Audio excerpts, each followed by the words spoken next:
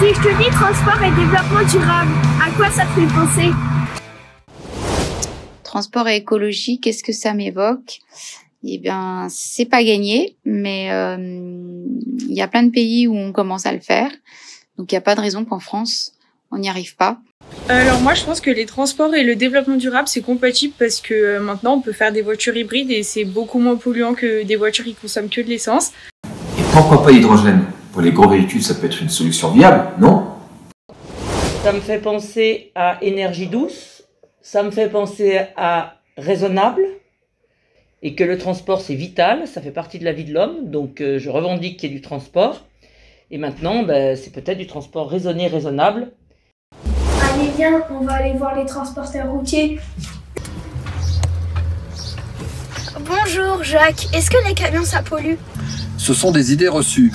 Les poids lourds représentent 3% de la circulation aujourd'hui en France et moins de 6% des émissions de CO2. Les transporteurs renouvellent régulièrement leur parc de véhicules. En 20 ans, ils ont réduit de 75% leurs émissions de particules fines. Si bien qu'aujourd'hui, les poids lourds émettent 2 à 5 fois moins de gaz polluants que les véhicules particuliers. Marilyn, le savais-tu? Alors, ce que l'on sait, Amy, c'est que depuis 2012, les transporteurs sont de plus en plus engagés dans la charte Objectif CO2. Alors, c'est quoi cette charte Objectif CO2? Eh bien, c'est un programme qui est soutenu par l'Agence de transition énergétique qui donne des objectifs à la fois quantifiés et chiffrés pour réduire les émissions de CO2. Et les transporteurs sont très engagés. Alors, est-ce que tu sais que déjà 1900 entreprises sont engagées dans cette démarche? Ça représente à peu près 250 000 véhicules. Va voir Corentin s'il est dans cette démarche de charte Objectif CO2. Salut Amy. Bonjour Corentin, tu es transporteur. Est-ce que tu es engagé dans cette démarche? Oui, bien entendu Amy. Je renouvelle ma flotte continuellement pour avoir de véhicules de plus en plus performants. Avec ce fonctionnement, je réduis de 90% mon émission de CO2. Bientôt, mon impact écologique sera neutre. En plus, j'ai investi dans de nouveaux carburants de substitution tels que le B100. Bonjour Séverine, il paraît que tu possèdes des camions verts qui roulent au B100. C'est quoi le B100? L'oléosan est composé à 100% de colza produit sur le territoire national. C'est une énergie végétale, renouvelable, favorisant ainsi l'agriculture française et notre indépendance énergétique. L'oléosan réduit de 60% les émissions de CO2 du champ à la roue et 80% les particules fines. Amy, sais-tu qu'il existe également des poids lourds qui circulent au gaz? Va à la rencontre de Fabien et Olivier, ils t'expliqueront. Bonjour Olivier, on m'a dit que tu avais des camions qui roulaient au gaz, c'est vrai? Bonjour Amy. Oui, c'est vrai. Les nouveaux moteurs au gaz nous permettent de lutter contre le réchauffement climatique et de circuler sans porter atteinte à la qualité de l'air.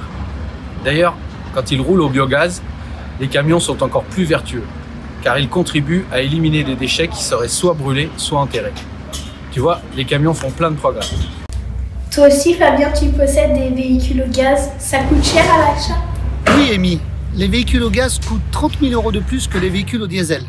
Mais c'est actuellement la technologie alternative la plus aboutie et la plus fiable du marché. Avec mes camions au gaz, nous ne pouvons pas parcourir plus de 400 km car leur autonomie reste limitée et le réseau d'avitaillement est insuffisant en France. Il faut que l'État contribue au développement du réseau des stations au gaz et accompagne nos entreprises pour amortir le surcoût lié à la transition énergétique. Et les camions électriques, ça existe? J'ai entendu parler que Marilyn en avait. Je vais aller la questionner. Alors en plus des camions qui fonctionnent au gaz et qu'on utilise pour le transport pour notre cœur de métier, les transporteurs commencent à acquérir des véhicules électriques.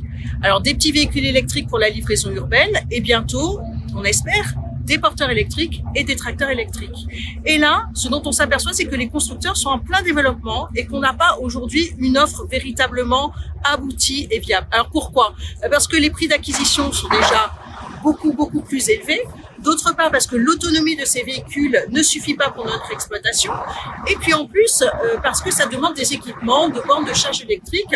Et là aussi, tout n'est pas abouti. Alors nous, ce qu'on espère, transporteurs, c'est qu'il y ait des avancées et qu'il y ait un équilibre. On est d'accord pour acquérir du véhicule électrique, pour autant que ça respecte l'équilibre économique et écologique. Mais nous sommes partants et nous sommes décidés.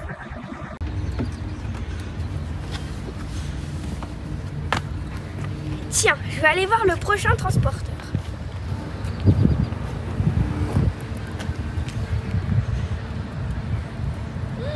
Oh là là, mais qu'est-ce que c'est que ça? Mais alors l'écotaxe régionale, c'est quoi? C'est une nouvelle taxe malheureusement inefficace pour l'environnement qui va pénaliser et les consommateurs et les transporteurs.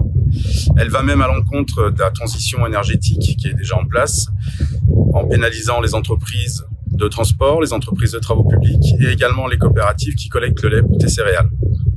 Dis Thierry, tu peux me donner un exemple pour ton entreprise?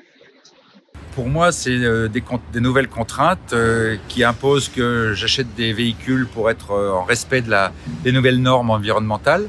Et pour une petite entreprise comme la mienne, ça veut dire un investissement de 10 ou 15 véhicules entre 1 million et 1,5 million. Et malheureusement, pour une petite entreprise comme la mienne, ça risque d'être très difficile économiquement à assurer. Donc je ne sais pas si je vais pouvoir continuer, malheureusement.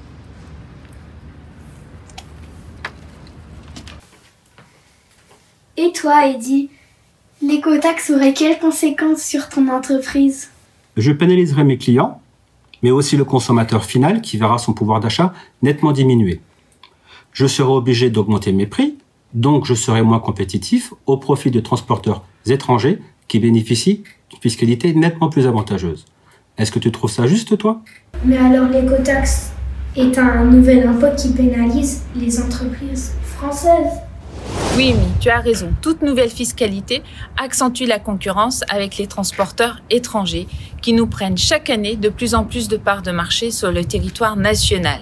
C'est peut-être un peu compliqué pour toi, Amy, mais si on veut aller au bout des choses, on peut parler de la disparition du pavillon français, soit la perte de 600 000 emplois. Tu voudrais pas aider les transporteurs à poursuivre leur transition énergétique sans leur mettre de nouvelles taxes?